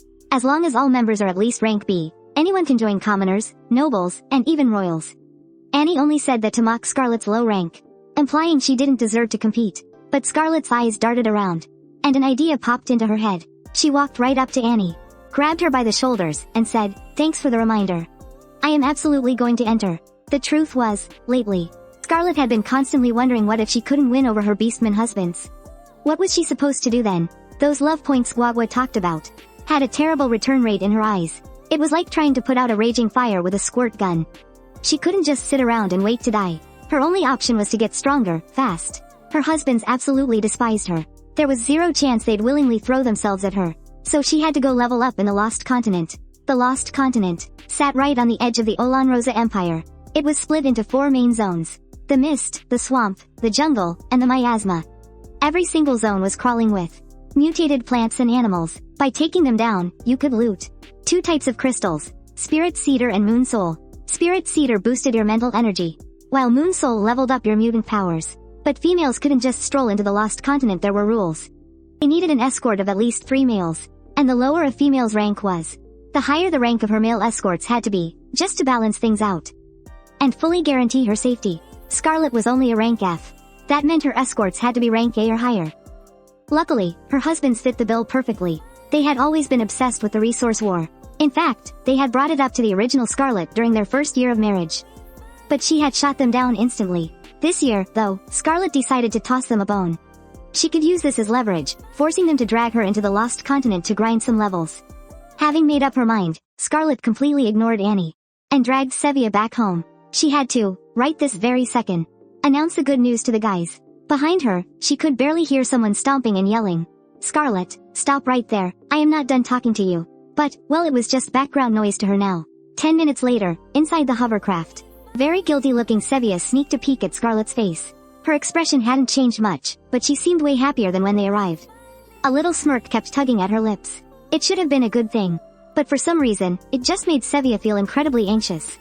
He furrowed his brows, pressed his lips into a tight line, and hesitated for what felt like forever. Finally, he spoke up. "Scarlett, didn't you leave?" Scarlett heard this and shot him a sideways glance. "Who said I left?" "Nobody, actually, but the way Scarlett did things. She never gave anyone a heads up. She was always flying by the seat of her pants." He was honestly used to it by now. Sevilla pinched the bridge of his nose and murmured softly, "When I came out of the fitting room." "You weren't there." Scarlett noticed his eyes cast down, looking so vulnerable. He looked so aggrieved, ever since he saw her. His brows had been furrowing constantly, looking like something was weighing heavily on his mind. Who knows what he was so worried about? But a situation like this was the perfect time to swoop in. Scarlett shoved the sunflower right into Sevilla's arms and said, "I just went to buy you some flowers." She tapped her holopad, pulling up the recording of her talking with the Beastman, and played it for Sevilla. On the screen, Scarlett was looking up at the 2-meter-tall Beastman, saying, "I'm going downstairs to check. If my beast husband comes out, please tell him to wait here for me. I'll be right back." After watching the clip, Sevilla just froze. He looked down at the sunflower in his arms, then back up at Scarlett's earnest face. His heart got all tingly and started beating faster. The recording couldn't be faked. Scarlett hadn't abandoned him. She even took the time to explain it to him. Back in the day, he would never have even dared to dream of something like this. But right now, Scarlett had actually done it. Sevilla hugged the flowers tighter against his chest, his nose stinging a little. Tears welled up in his eyes. Why did you give me flowers?" No one had ever given him flowers before. He actually really loved flowers. Back at the royal court on planet Arga, his room was right next to the greenhouse. Every time he went for a swim, he could see a massive sea of flowers swaying in the wind. He absolutely adored it. Could it be that Scarlett had gone out of her way to find it out? That question put Scarlett in a bit of a tight spot. She had just bought the flowers on a whim, and she just made up the excuse on the spot. But seeing Sevilla's pitiful little expression melt into pure emotion, Scarlett decided to go all in. She smoothly reached out, took Sevilla's hands, and said affectionately, "Because these flowers are beautiful. Just like you." They caught my eye immediately. "Besides, your room is a bit too empty. Putting some flowers in there will brighten it right up." Just as her words trailed off, Scarlett shifted her tone, adding a hint of melancholy. "I just didn't know if you'd like them or not." "I love them." Sevilla's eyes were bright and completely certain. A faint blush spread across his cheeks. He completely ignored the fact that Scarlett only bought a single potted plant. Totally lost in the thrill of actually being cared about. Beep beep. Male adoration detected toward host. Affection points plus 10,000. Scarlett's eyes lit up. Holy crap, that's huge. Compared to the points from random nobodies, this was easily over 100 times more. It really is true having your own man is the best. 10 minutes later, at Helda Palace, Scarlett and Sevilla stepped out of the hovercraft. That mob of interstellar reporters was still waiting outside. The second they spotted them, the crowd swarmed over like bees. Camera flashes went off non-stop. But this time, Scarlett didn't even pause. She grabbed Sevilla's hand and rushed straight into the palace. Left in the dust, the reporters let out a collective groan. But right after that, a few more airships landed right in front of them. The sides of the ships were plastered with logos from major brands. Countless beastmen stepped out, carrying shopping bags from all sorts of high-end stores, pouring out of the airships and flowing into the Helda Palace like a steady stream. These reporters were total pros. Seeing that they couldn't get a shot of their main targets, they quickly shifted focus, aiming their lenses and snapping away at the Beastmen instead. 1 minute later, the #1 trending topic on Starnet was #Scarlett drops a massive fortune, crushing rumors just to make her beast husband smile. The attached photos showed Scarlett and her beast husband with their fingers tightly intertwined, while he followed closely behind her, blushing with a shy smile. There were also shots of the mall's airships parked right outside the Helda Palace, and the Beastmen carrying shopping bags inside. Mixed in were a few candid shots of Scarlett and Sevilla shopping together at the mall. The dazzlingly beautiful Scarlett looked up at her elegantly handsome beast husband. Her clear eyes were deep and mesmerizing, practically overflowing with endless affection. The scene looked incredibly heartwarming, completely contradicting the online rumors about her being toxic and abusive. She obviously adored him. The deep love in her eyes was practically spilling over. Meanwhile, Annie, who was still at the mall sipping tea to calm her nerves, saw the trending topics and absolutely lost her mind with rage. She ripped off her comms bracelet and smashed it into the floor, screaming, "Son of a bitch. She was spending my money. How the hell did these Starnet reporters even take these pictures? I'm not even in them. The money that was all my money she was blowing." At the exact same time, sitting in her dining room, Scarlett looked at the day's trending topics with total satisfaction, her eyes curling into crescents. A sly, mischievous smile touched her lips as she opened her holopad. She switched to her burner account and wired the paparazzi who had tailed her today. 100,000 star coins each. As for the comments under the trending posts, she sent 50,000 to every hype account steering the narrative. When it came to PR manipulation, Scarlett was a total pro. Otherwise, all those years of binging celebrity gossip in her past life would have been a waste. After the transfers were done, Scarlett ordered the servants to serve dinner, just as her beast husbands took their seats at the table. Sevilla had changed into a brightly colored shirt. Keeping his head down, he quietly chose the seat right next to Scarlett. The other three deliberately chose seats as far away as possible. Riley shot Sevilla a deeply meaningful look, seeing that Sevilla's eyes were practically glued to Scarlett. But whenever she glanced back, he would immediately snap his gaze away, his cheeks flushing pink. Riley's brow twitched. He hesitantly withdrew his gaze and kept his mouth shut. Once everyone was settled, Scarlett made a grand announcement. "I've decided. I'll be entering this year's resource competition." The moment the words left her mouth, someone burst out laughing. A sudden, mocking scoff rang out, sounding especially sharp in the quiet dining room. Scarlett raised an eyebrow and shot a sidelong glance in that direction. Faint smile played in her pale golden eyes. "What? Are you so thrilled about me joining the competition that you just couldn't hold it in?"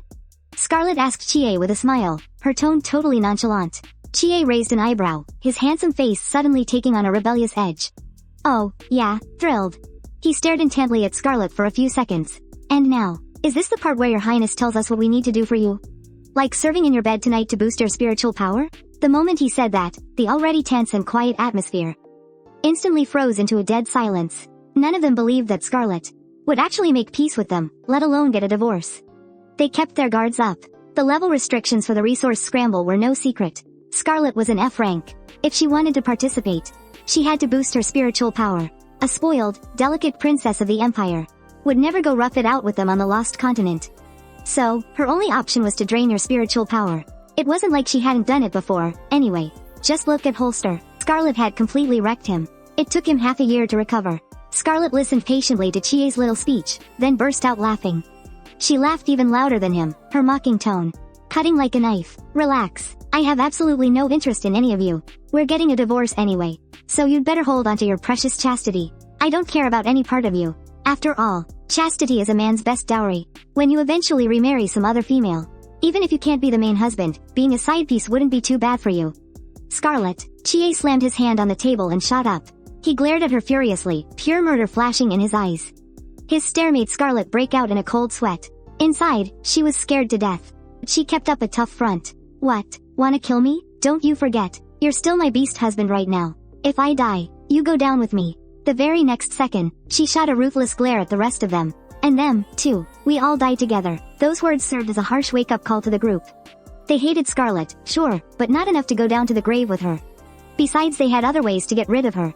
There was no need to rush. Riley clamped a hand over Chie's vein bulging fist. "Chie, show some respect to her highness." Zheke didn't say a word, but his eyes also fixed on Chie. The message was clear: don't do anything stupid. It would ruin their plans. Seeing that everyone was backing down, Scarlett let out a sigh of relief, her tone softening a bit. "As a princess of the Empire, my word is my bond. I said we're getting a divorce, and I meant it. I won't force any of you to do anything you don't want to do. I plan to go to the lost continent to level up. So relax. I don't need you guys to come with me. I'll just pay to hire other males to lead the team. I also hope you guys do plenty of leveling up in the meantime. Don't drag me down when the time comes." With that said, Scarlett didn't ask anything else of them. She lifted the silver food cover and started eating. She completely ignored them. Riley, Chie, and Jekko, the three of them, secretly exchanged glances. They all wanted to participate in the resource competition. This wasn't just about themselves, it was also about the families backing them. Every year, the families that make the top 5 in the resource competition receive the ruler's favor. Commoners can cross class boundaries and enter the royal city. Nobles can be granted titles, leaving a legacy for their descendants. They didn't participate last year. and were harshly scolded by their family elders. Now, the opportunity was right in front of them. There was no reason to refuse. But Riley and the others were thinking a bit deeper. They were more concerned about whether Scarlett would get herself killed if she went to the Lost Continent. Scarlett's level was ridiculously low. She didn't even have the ability to protect herself. The Lost Continent was full of unknown dangers. To this day, it's never been fully explored, and some people ended up buried there forever. Males can easily lose themselves inside and suffer mental breakdowns. If things went south, no one would even know how Scarlett got killed. It all came down to this: they didn't want to be buried alongside Scarlett. After confirming they were all on the same page, Riley looked at Scarlett. "Your Highness, as your beast husbands, we have an obligation to protect your safety. Are you saying, you guys want to come with me? What about them?" Scarlett flipped the script and looked at the other three. Chie just sneered, Jekko scoffed, and the two of them turned their heads away. Even taking one more look at Scarlett annoyed them. Only Xavier smiled cheerfully and said, "I'm in." Her scheme had worked. Scarlett secretly raised an eyebrow, and said magnanimously, "Fine then, since you guys insist on tagging along. I have no reason to say no. After all, we've been married for a year now. We know each other inside and out." Riley picked up his chopsticks. While picking up some food, he asked, trying to sound casual, "Why did your Highness suddenly decide to join the resource competition?" Scarlett picked up a piece of beef, popped it into her mouth, and chewed it vigorously. Lying came as easy as breathing. Last year, Sophia took first place and got the Empress's praise. And totally showed me up. This year, I'm going to take number 1 too. And show her up. Chie twisted the knife, adding, "Whether Princess Sophia takes first place or not, her status is still higher than yours. You're way too full of yourself." The resource competition is ultimately decided by the females. The mental soothing that follows is absolutely essential. Scarlett glared at him, replying coldly, "Talking back to your female lord? Your allowance for this month is cut in half." Chie just gave an indifferent scoff, shooting back, "When are we getting our allowance?" Scarlett opened her optical terminal to check. She really hadn't given them a dime. How on earth did they survive this past year? Not one to be stingy, Scarlett set down her chopsticks. Right in front of everyone, she started transferring funds to them one by one. "There you go," she said as she sent the money. "Happy now? 50,000 for Riley, 50,000 for Sevilla, 25,000 for Jekko, and 20,000 for Chie." One by one, their wristbands chimed with transfer notifications. Hearing the amount, Chie let out a dark, mocking laugh. "Oh, I'm thrilled. Absolutely thrilled." Scarlett looked up at him. A smile bloomed on her petal-soft lips, making her lovely face suddenly radiant as a midsummer rose. So stunning and vibrant, it was almost blinding. "As long as you're happy," she said softly. Chie froze. His brows snapped together, his handsome face twisting into a fierce scowl. He shot Scarlett a vicious glare without a word and shoved his chair back. Abandoning his meal, he stormed straight back to his room. Scarlett found his reaction completely baffling, but she couldn't be bothered to deal with him. Right now, her absolute top priority was leveling up. She had agreed with the others to head out to the Lost Continent in 2 days. Once they entered the Lost Continent, they'd likely be there for well over 3 to 5 days. Just to be safe, she needed to stock up on survival supplies and potions beforehand. It was the perfect time to brush up on her survival knowledge. Returning to her chambers, Scarlett hadn't forgotten about her affection points. She opened the system shop. Something new had appeared. It was a tiny little tent. She tapped the description to check it out. Invincible tent. Can withstand 10 attacks of a rank or higher. Completely ignores all attacks below a rank. With this tent, she could safely hang out in the Lost Continent and grind levels in the low-level zones in peace, without worrying about mutated monsters sneaking up on her.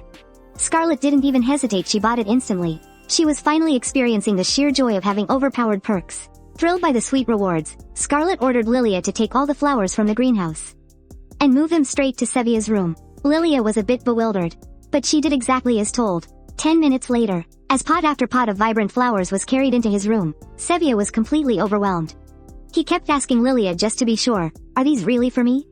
"All of them?" Lilia offered a polite bow and replied, "Yes." Her Highness mentioned that since you love flowers so much, she specifically ordered us to deliver these straight to your room. She also requested that they be replaced every single week, so you'll always have fresh blooms. Sevilla felt a sudden prickle of emotion in his nose. The corners of his eyes flushed red, his heart melting into a puddle of absolute gratitude. Scarlett actually cared about him this much? She had gone out of her way to learn what he liked, just to decorate his room, on top of buying him so many gorgeous clothes. "Scarlett, if only you could be this sweet to me forever." But wait, right at the peak of his overwhelming emotion, Sevilla suddenly remembered something. The money to buy the clothes he had borrowed it from Annie. He needed to pay her back. So, after sending Lilia away, he rushed to contact his mother, the Queen. But he forgot one tiny detail. His account was linked to Scarlett's. And so, late that night, her wristband buzzed. Besides receiving 50,000 love points, Scarlett also got a transfer notification. The Queen of Arga has transferred 10 million star coins to your account. Scarlett rubbed her sleepy eyes, staring at the message for a good long while. She nodded silently. I knew it. Being good to my husband really does pay off. Oh, my dear mother-in-law whom I've never even met. Please, keep those transfers coming. I'll do my absolute best to treat Sevilla well. Meanwhile, Sevilla stared at his account balance, which still showed a pathetic 50,000 star coins. He was pacing around in absolute panic. Mother sent the money to the wrong person. She sent it to Scarlett. Oh my god. Under that very same starry sky, Princess Annie waited all night long but didn't receive Sevilla's double repayment. She sat by the window, sick with worry, hugging a pot of sunflowers and furiously plucking its petals. He will pay me back, he won't pay me back right up until dawn. And then, sporting two massive dark circles under her eyes, she headed straight to the Helda Palace to visit Scarlett. At that exact moment, Scarlett was in the dining room, enjoying breakfast with her 4 beast husbands. She had just taken 2 bites of her sandwich, and hadn't even swallowed yet, when Lilia came in to announce Princess Annie had come to visit. Hearing this news, the very first person to react was Sevilla, the butter knife in his hand. Clang! It dropped right onto his bone china plate, instantly drawing everyone's attention. Sevilla hung his head, absolutely terrified to meet Scarlett's eyes. Scarlett took one look at his guilty face and immediately knew what was going on. She pursed her lips, didn't say a single word, and followed Lilia to the drawing room. Sevilla then noticed the concerned looks from the other guys. So, he confessed everything that happened yesterday. From start to finish, he desperately hoped they could help him figure out what to do. Should I tell Scarlett, get the money back, and return it to Princess Annie? Or should I just ask my mother for the money again? Kaiyi's voice was ice cold. Telling Scarlett is basically a death wish. You know how she is fiercely jealous and utterly vicious. If she finds out you've been in contact with Annie, she will completely lose her mind. Scarlett is incredibly possessive, even though she doesn't actually care for us. She strictly forbids us from interacting with other women. The moment she finds out, she'll be absolutely furious, and accuse us of cheating. But Riley chimed in. You guys are forgetting something. Our accounts are directly linked to hers. No matter how many times people transfer money to us, it's always going to end up in Scarlett's pocket. Rather than waiting for her to find out, it's much better to just come clean right now. Besides, Riley looked at Sevilla, a subtle glimmer shifting in his gentle eyes, radiating a deeply comforting energy. Scarlett has changed for the better, hasn't she? Trust me, just be honest with her. She'll understand. Even though Sevilla was terrified, under Riley's steady gaze, he gradually began to relax. Choosing to believe his words, he nodded. All right, I'll confess everything to Scarlett. The exact moment Sevilla's figure disappeared from the dining room, Chie shot Riley a sharp glare. What the hell did you just do to him, Riley? You're getting Sevilla killed. I'm not hurting him. Riley chuckled softly, his knife slicing into the beautifully plated soft-boiled egg. The rich, orange yolk flowed out. He spent the entire day with Scarlett. You all saw how Scarlett treats him. But given what we are planning to do, if he blabs to Scarlett, we all know exactly how that ends. We cannot afford to have a traitor among us. So you're just sending Sevilla off to die? Chie narrowed his eyes, his slender, fox-like gaze glinting with a dangerous edge. No, Riley replied, his face completely serene as he took a bite. The rosemary-garnished egg, speaking slowly. I'm just using him to test the waters to see exactly how nice Scarlett can truly be. Relax. He's not going to kick the bucket. Meanwhile, over in the lavishly decorated drawing room. To what do I owe the pleasure of my dear cousin's visit today? Scarlett asked as she stepped into the room. Smoothing out her skirt, she sat down on the sofa diagonally across from Annie. A teasing smile played at the corners of her eyes, her delicate, pale face radiating a bright and gentle charm. Seeing this, Annie involuntarily lowered her haughtily raised chin just a fraction. Annie twitched her lips and muttered, I just came to see you. Scarlett let out a long "oh," raising an eyebrow in amusement. Her gaze turned suddenly piercing. You just came to see me? And here I thought you came looking for Sevilla. Scarlett already knew Annie's real motive, not wanting to tease her for too long, and seeing her stubbornly trying to save face. She simply smirked and laughed. Alright, fine, since you're being so sweet, I'll reimburse you for the bill you paid yesterday. 5 million wasn't a small amount of money, and Scarlett had no intention of taking advantage of her. As soon as the words left her mouth, she transferred the 5 million over.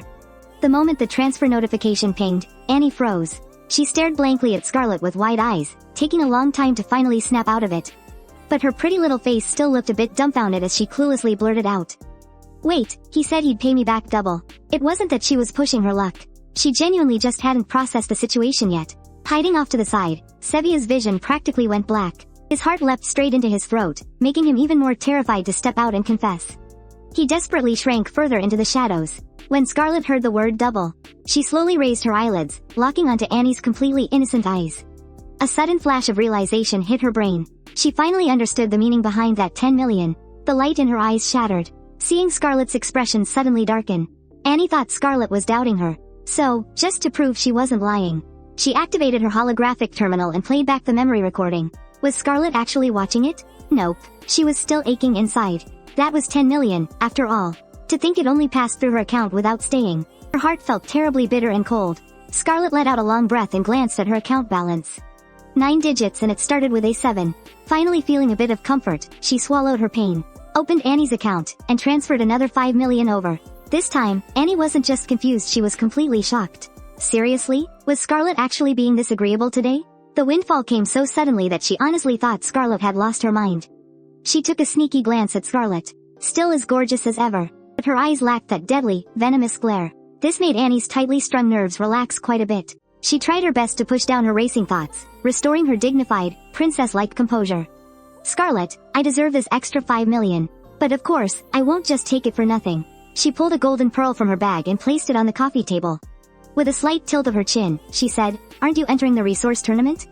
This pearl can save your life. It's yours. Originally, she had planned to use this pearl as a peace offering before declaring war. But since Scarlett willingly paid her back, her little scheme was now totally useless. Still, she wasn't the type to take advantage of others. An equal exchange it was. Pearl that can save lives? Is it really that magical? Scarlett curiously picked up the pearl, which was about the size of a baby's fist. It didn't look any different from a normal pearl, just a bit bigger. Scarlett looked up, just about to ask how exactly this thing was supposed to save her life. But all she saw was Annie's back as she ran off in a flash. Scarlett chuckled, shaking her head in amusement. She tucked the pearl away, stood up, and turned around. Only to see Sevilla walking out from the corner, his eyes completely red. Before she could even get close, Sevilla dropped to the floor with a heavy thud. Kneeling down, he choked out, I'm so sorry. Scarlett was utterly speechless. Was she some kind of terrifying monster?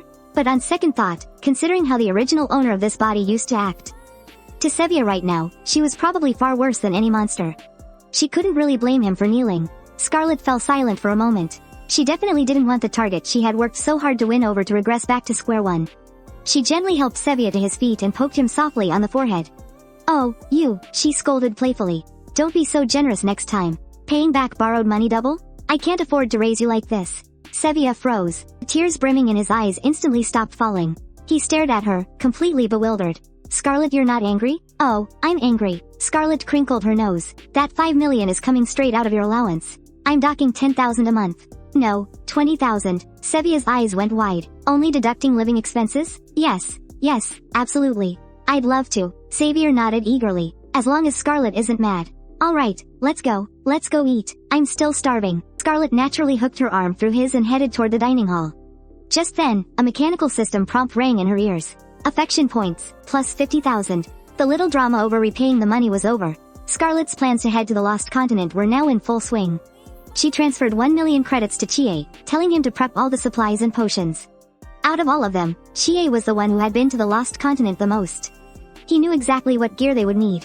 Receiving the funds, Chie looked up at her. His gaze was just as sharp and prickly as ever, but the edge had noticeably softened. Well, it was a good start. As for Riley and Jekko, the internet rumors claimed they had already kicked the bucket. So, Scarlett took them out for a spin, picking up some daily necessities and clothes along the way. Of course, most of it was just Scarlett shopping for herself. They were just tagging along. Riley was incredibly cooperative. He did whatever Scarlett told him to do, even stopping to take interviews from reporters. He explained the reasons behind his disappearance, crushing a lot of the wild speculations surrounding Scarlett. As expected of a councilman, he lied through his teeth without missing a beat.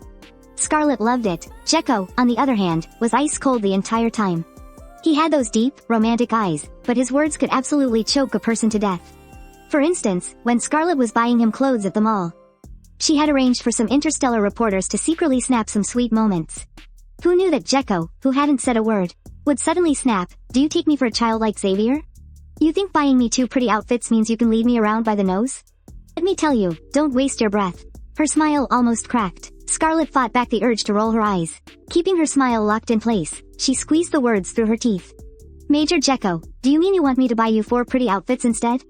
Fine. Buying them right now." She grabbed Jekko's hand and dragged him deeper into the clothing store. Dodging the cameras, she finally let out a highly satisfying eye roll. Thanks to Scarlett's manipulation, public opinion on the Star Network was taking a turn for the better. The Empress sent over a warm greeting. Thinking back to the Empress's terrifyingly commanding presence the other day, Scarlett replied with extreme caution, casually dropping a mention at the end about her plan to join the resource scramble. Hearing this, the Empress finally let a sliver of warm approval bleed into her usually icy tone. Scarlett, you've grown up. I am deeply relieved, and since you are all grown up, you need to consummate your marriage with your beast husband soon, to boost your mental energy. Otherwise, I don't recommend you enter the resource scramble. You'll just bite the dust. Talk about a classic, overbearing motherly greeting. Scarlett choked on her words. She quickly made up an excuse to end the chat. Honestly, Scarlett brought up the resource contest with the Empress hoping to score some life-saving gear. She looked up that Pearl Annie gave her online and it's actually legit. Crushing it can block one fatal blow. And it made her realize that special items actually exist in this world. But most of this gear is strictly bound to the user. The few that aren't, well, they aren't on the open market. You can only score them on the Guapi network. The Guapi network is incredibly secretive. Scarlett couldn't dig up a single thing about it. No worries, though. She knew exactly who to hit up. Scarlett popped open Annie's chat window. Annie, Bobby, you there? Wanna make some cash? Seeing Scarlett's direct message, Annie felt a cold shiver run right down her spine. She really wanted to say she wasn't around, but seeing the words make cash, she just couldn't resist. She typed back, I'm here. The very next day, Scarlett gathered her 4 beast husbands and set off for the Lost Continent. The group boarded their cruiser. Kai Yi slid into the pilot's seat and buckled up. He glanced up at the rearview mirror and spotted Scarlett sitting all the way in the back. She was looking around at the cabin with wide-eyed curiosity, totally unbuckled. A wicked gleam flashed in his eyes. He thought about just gunning the engine right then. JK, riding shotgun, caught his drift and warned him. If she gets hurt, it messes with all of us. Kai Yi just cocked an eyebrow. Flashing a purely roguish smirk, he laughed. Doesn't matter, just a little flesh wound. And with that, he fired up the cruiser. The ship shot straight up into the air, then nosedived at breakneck speed. The massive rush of zero gravity sent an unbuckled Scarlett floating up, before violently tossing her forward. Riley instantly shot his hand out to grab her, but he was a split second too late. He could only watch helplessly as Scarlett tumbled right into the open cockpit. God, that hurts. Scarlett's head slammed hard against the back of the seat. Her vision was spinning. Thank God the seats were leather.